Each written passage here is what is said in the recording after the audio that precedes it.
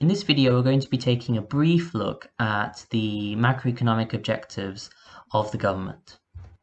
Like I said, we're going to be looking at these objectives and looking at the conflicts and trade-offs arising from the pursuit of these objectives.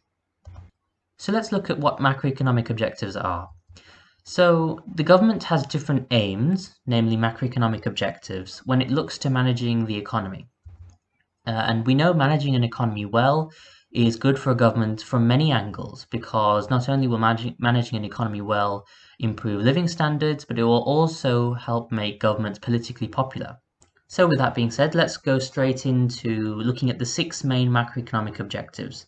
There are more than 6, but these are the main ones you should be looking at. And these are achieving economic growth, low and stable inflation, full employment, or at least aiming towards getting as close to full employment as possible, having a balanced current account, protection of the environment, and reducing inequality.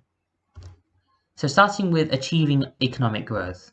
So economic growth is when the value of goods and services produced in an economy within a given period, usually a year, increases. This is all to do with how big the economy is, how much is the economy producing. And so why do we want economic growth? Well, economic growth is correlated with a rise in living standards. And this is because economic growth likely will lead to higher incomes for workers, because workers are producing more, workers are more productive for businesses, and therefore they will likely get higher incomes from this. Economic growth will also likely lead to higher taxation, as there's more production going on in an economy, and therefore the government is able to provide improved public services, for example, more money going to the NHS. And economic growth will also likely lead to lower unemployment. Secondly, low and stable inflation. Inflation refers to an increase in the general price levels in an economy, or it can refer to a fall in the purchasing power of money. The two go hand in hand. If this doesn't make too much sense, please refer to the inflation video on this channel. So let's try and dissect this objective of low and stable inflation to see exactly why we want inflation to be low and stable. So first of all, let's start with why inflation should be low. Well, to answer this question, let's look at why too high inflation is a bad thing. Well, too high inflation will be detrimental to people on fixed incomes, for example, people on pensions or people receiving welfare payments, because it means a reduced purchasing power of these incomes, which will lead to a fall in living standards. In the same way, inflation will lead to a fall in the purchasing power of savings, which obviously means that inflation is bad for savers as well. This will all be explained in further detail in the inflation video. Secondly, why should inflation be positive? Why can't we have negative inflation, in other words, deflation? Well, consistently positive inflation creates long-run expectations of more inflation. In other words, consistent inflation in an economy makes consumers to continue to expect prices to rise. So if you expect prices to rise in the future for certain goods, obviously you're not going to defer payments for some of these goods. You're going to buy those goods now. And consumers in general, all buying these goods now rather than later, fuels demand in the short term. Consistently positive inflation also avoids expectations of deflation, in other words, falling price levels. Expectations of deflation mean that people will delay non-essential goods and services. If we flip the previous argument on its head, if you believe that prices are going to go down in the future, you're going to delay a lot of non-essential purchases of goods and services because you believe that you can get them cheaper in the future. This will lead to a fall in aggregate demand in the short run, and therefore businesses sell less in the short run, and therefore some may have to lay off workers because they don't need to produce as much. This means that less people are in jobs, and therefore people in general have less money to spend. This then reduces aggregate demand further, which leads to further pressure on firms to push prices down, and this goes down in what we call a deflationary spiral.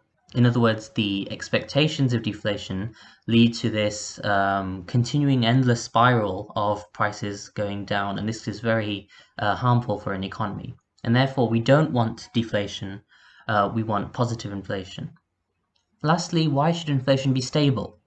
Well, if inflation is stable, this means less uncertainty for businesses and consumers, meaning that they can make future investments and plan spending, for example, taking out large loans for significant purchases without worrying about large changes in price levels.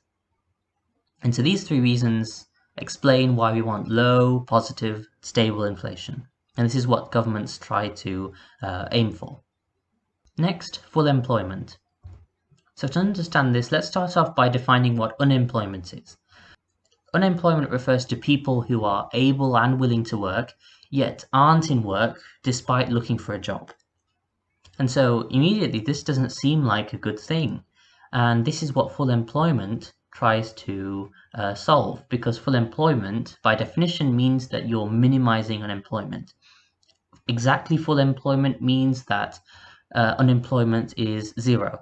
However, I must stress that this doesn't mean that everyone in a country is working.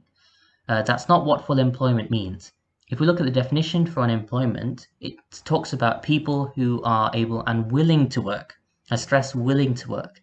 So this full employment doesn't mean that we're getting people who are retired, who may not be willing to work, back into jobs. It doesn't mean that we're getting all students, some of whom may not be willing to work. We're not getting them into work either.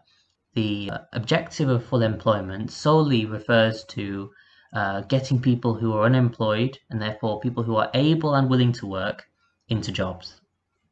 There are benefits to full employment. I'm looking at this from the perspective of the government, but you could equally look at this from the perspectives of other economic agents.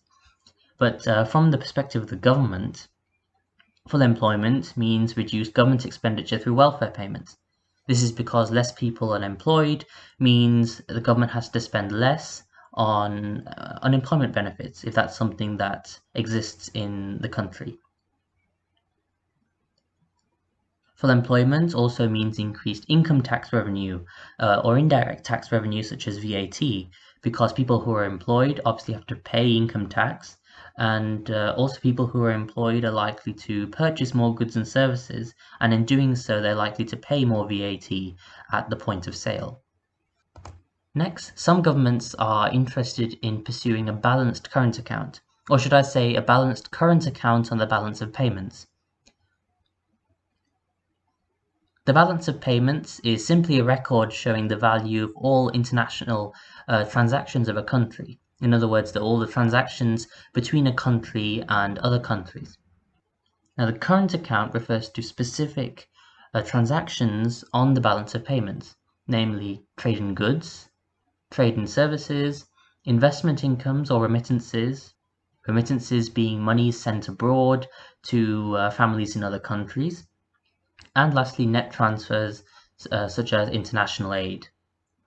Just a few key terms before I go on. Exports refer to the value of goods and services produced by a country's firms in a given period of time, which are sold abroad. So essentially, exports refer to goods and services produced in a country and sold abroad.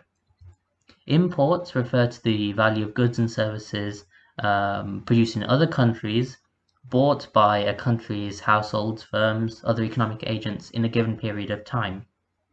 So imports are goods produced in other countries that are bought in by people of your own country. So now let's look at why countries may try to aim for a balanced current account.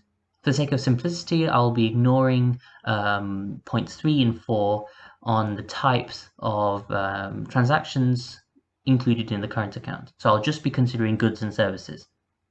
A current account surplus refers to a scenario where the value of exports coming out of a country is greater than the value of imports coming into a country.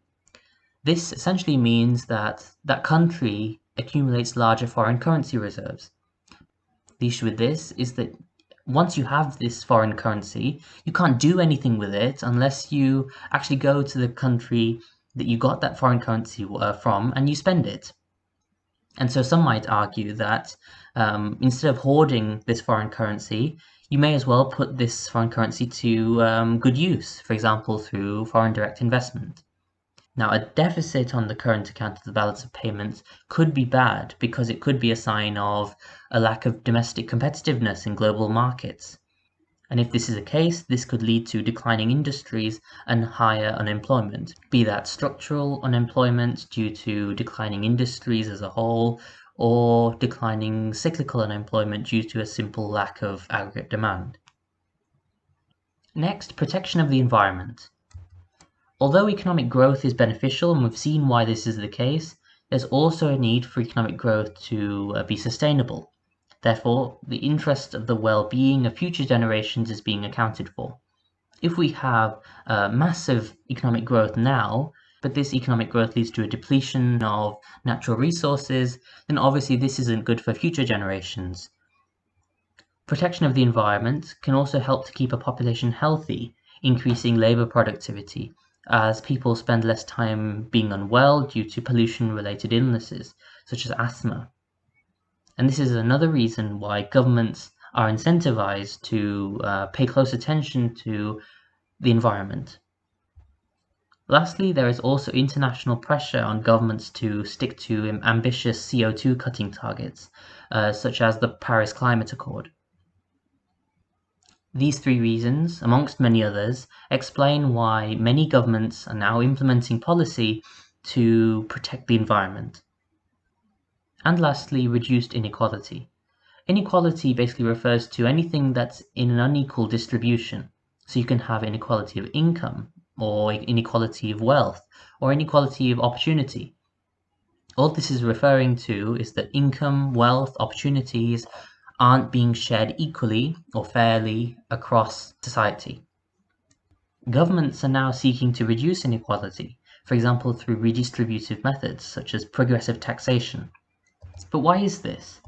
Well, firstly, high inequality can lead to social unrest, reducing business confidence in investing in countries with high inequality. High inequality of opportunity is correlated with low social mobility. This can lead to highly talented individuals in deprived circumstances falling through the cracks in the sense that they're not being fully utilized to their full productive potential. So we've been through the 6 main macroeconomic objectives. However, we must take into account that we can't just enact policy to magically improve all 6 of these. There are trade-offs between some of these objectives. For example, economic growth and protection of the environment. If you enact policy to increase economic growth, and therefore this leads to an increase in the value of goods and services being produced, in other words, your economy has grown, you're producing more. An issue with this is that by producing more, you can also be producing more waste, be that increased air pollution, noise pollution, or even physical waste produced as a result of the production process. And therefore, economic growth on its own can lead to conflicts with environmental targets. There are also trade-offs between different groups of people. For example, reducing inequality through forced redistribution will have a negative impact on more well-off households, and therefore the implementation of progressive taxation may not be politically popular with these households. Also, reducing a current account deficit by producing more goods inside a country rather than relying on imports will also be disadvantageous for other economies. So hopefully throughout the course of this video, you've been able to get a taste for the key macroeconomic objectives, why they are objectives, and the issues that arise when we're trying to achieve these objectives through policy. However, this is just an introduction. I'll be going into much more detail into these specific objectives in separate videos. I'll be looking at different policies governments can enact to achieve these objectives, and I will have a whole video looking into these trade-offs in much more detail. Thank you very much for listening.